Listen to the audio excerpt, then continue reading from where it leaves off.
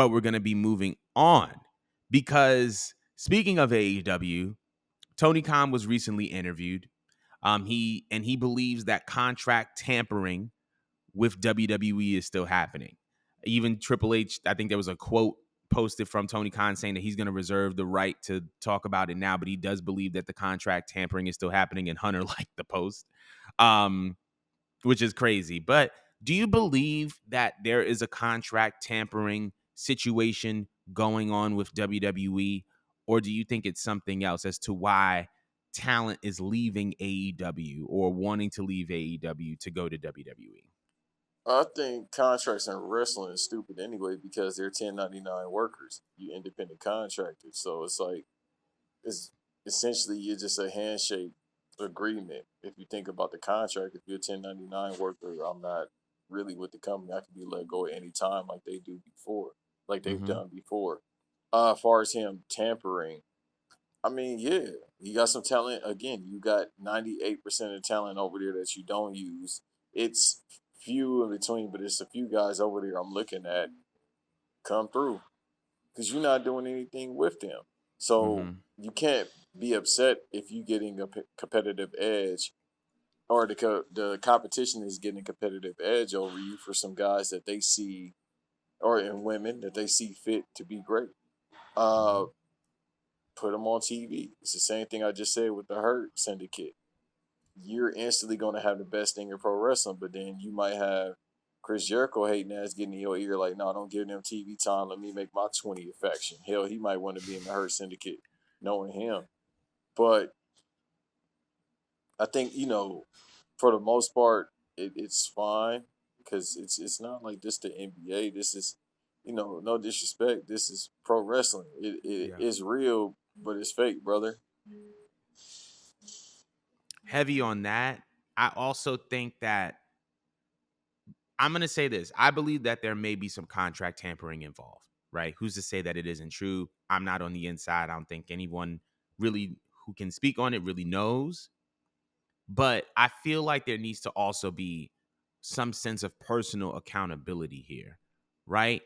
When you got when part of the reason why people jump from company to company is because there's the presentation of the other company being better than the company that they currently work in, right? And 9 times out of 10, if they can get an edge, if they can get one up, if the presentation of one thing is better than reality of another, then shouldn't we also be questioning the reality?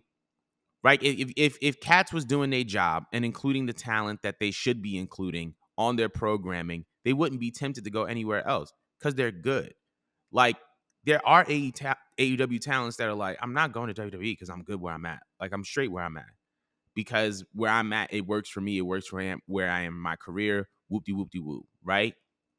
And I'm pretty sure that WWE wants maybe a couple of those talents. But also, when you have a guy like Ethan Page, who you're not effectively using, of course he's going to jump to NXT. Of course. And he's the NXT champion and he's presented as a main eventer. And then when you have guys like Ethan Page and Cody Rhodes and Shawn Spears and Jade Cargill, like this is the reason why you have to be conscious of who you treat and who you mistreat.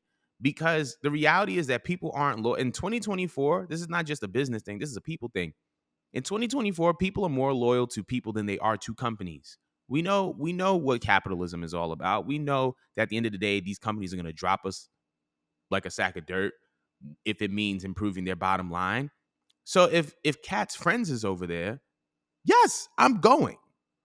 I don't need Hunter to tamper with my contract to tell me that. So yes, if so, I think that yes, is the contract tampering a thing? Is it an element? Absolutely.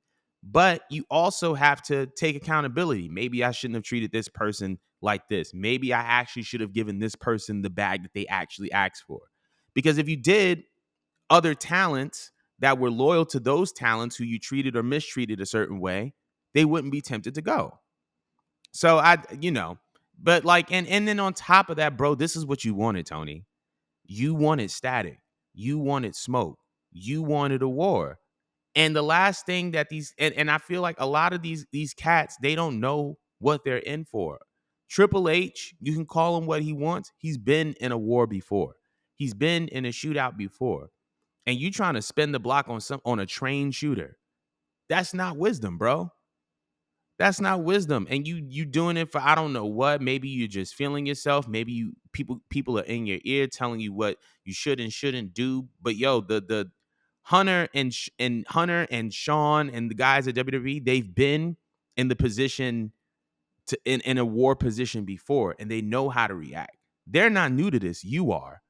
So don't throw shots and go on interviews saying, "Oh, well, they're the Harvey Weinstein of pro wrestling," and then when cats take your talent, then you want to play the victim. No, no, no, no. Shoot back.